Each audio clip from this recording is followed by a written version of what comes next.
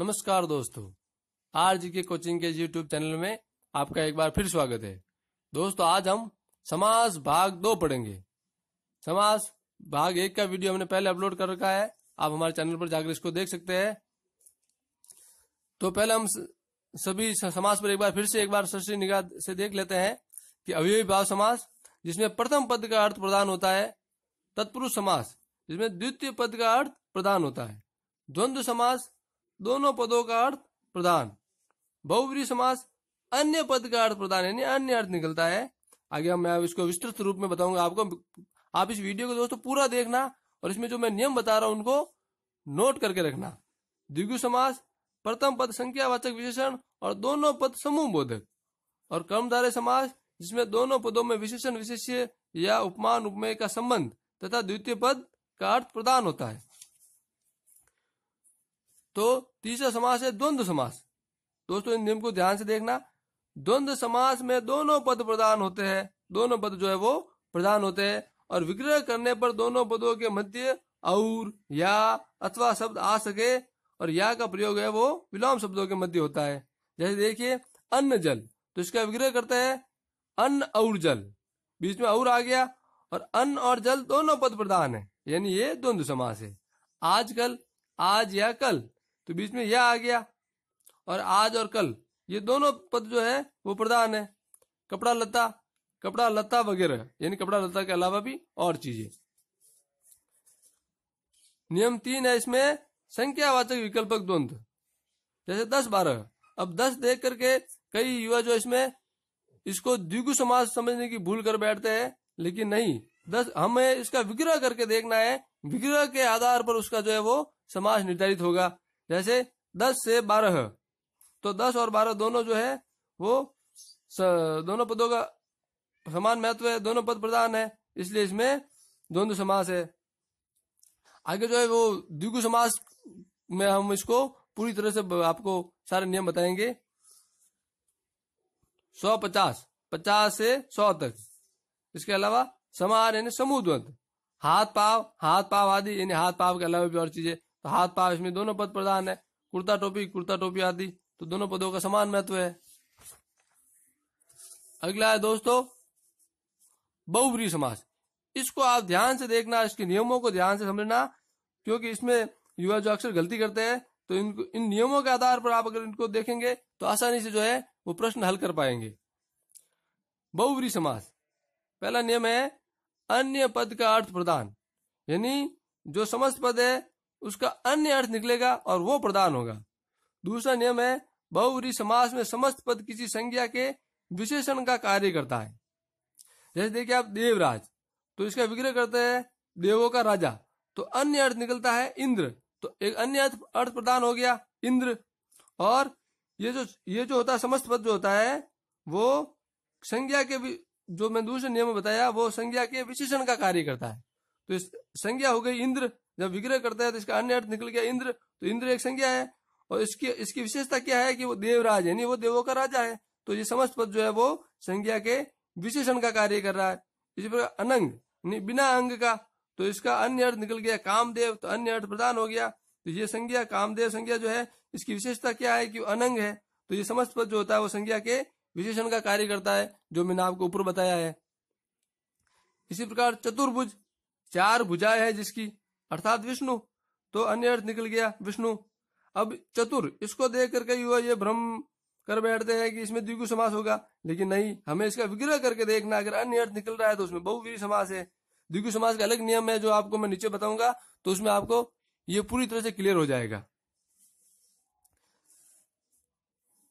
और ये आगे देखिए इस नियम को, तथा दोनों पदों के अर्थों से अलग अर्थ प्रकट होता है, ये अलग अर्थ प्रकट हो रहे हैं।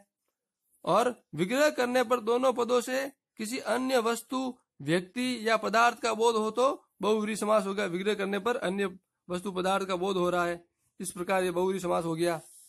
तो आपको इन नियमों को याद करना है, तो इसके आधार पर परीक्षा में आप इन नियमों के आधार पर कुछ ही सेकंड में प्रश्नों को आसानी से हल कर पाएंगे और बहुत गलती होने की संभावना बहुत कम हो जाएगी। अगला है द्विगु समास। द्विगु समास को ध्यान से देखना। प्रथम पद संख्यावाचक विशेषण, दोनों पद समूह बोधक। अब यहाँ ऊपर जो आया था ये चतुर्भुज, और इसमें जो अंतर होगा वो यहाँ स्पष्ट दिखेगा। प्रथम पद संज्ञावाचक विशेषण होता है, जैसे षड ऋतु, षट ऋतुओं का समूह ये विग्रह किया हमने। तो ऋतुओं की विशेषता क्या है कि वो 6 है।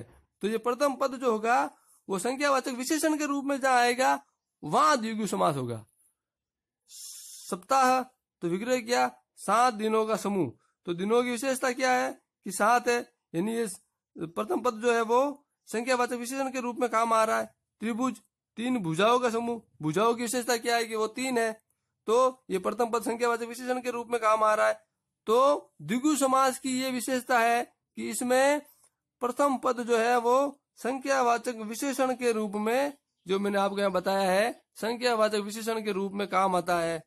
और दोनों पद जो है वो एक समूह का बोध करवाते हैं। और विग्रह करने पर दूसरा पद बहुवचन बन जाए, दूसरा पद जो होता है वो बहुवचन बन जाए। यहाँ देखिए आप, ऋतुओं, दिनों, भुजाओं, तो ये दूसरा पद जो है वो बहुवचन बन गया। और अंत में का समूह आता है तो द्विगु समास होगा। ये ऋतुओं का समूह, 7 दिनों का समूह, 3 भुजाओं का समूह, तो अंत में का समूह आ रहा है। अंतिम है कर्मधारय समास। कर्मधारय समास, कर्मधारय समास में एक पद विशेषण या उपमान और दूसरा पद विशेषी या उपमेय होता है।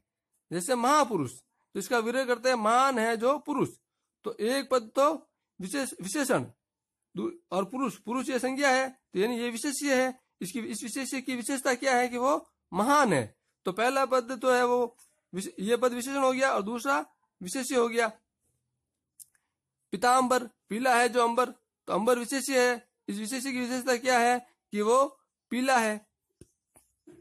और विग्रह करने पर दोनों पद अपनी जगह रहे, अपनी ही जगह रहते हैं दोनों पद। ये जहां रह रहे, महान है जो पुरुष, तो महान आगे था, आगे रह गया, पुरुष पीछे था, पीछे रह गया, दोनों पद अपनी जगह रहे। और दोनों पदों के मध्य है जो रूपी के समान आ सके तो कर्मधारय समास होगा। जैसे काक कृष्ण, काक के समान कृष्ण, कृष्ण विशेष्य है, इसकी विशेषता है कि वो काक के समान है, यानी काले है। और बीच में क्या आ रहा है, ये आ रहा है जो के समान, तो ये कर्मधारय समास है। इसके अलावा तीसरा नियम है पहला पद विशेष्य और दूसरा विशेषण। इसमें तो पहला विशेषण था और दूसरा विशेष्य था, ये इसका उल्टा हो गया।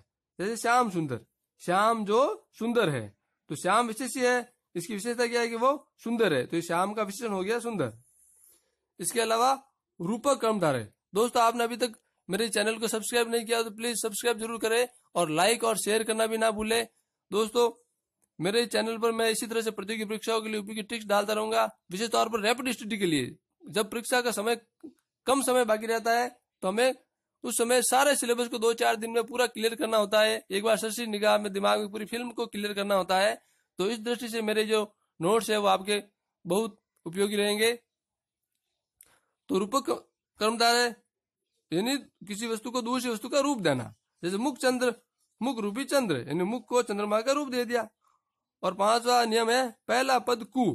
जैसे पहला पद जो कु आता, कुपुत्र, कुशित पुत्र, तो पहला पद कु है, तो ये इसमें भी कर्मधारय समास है।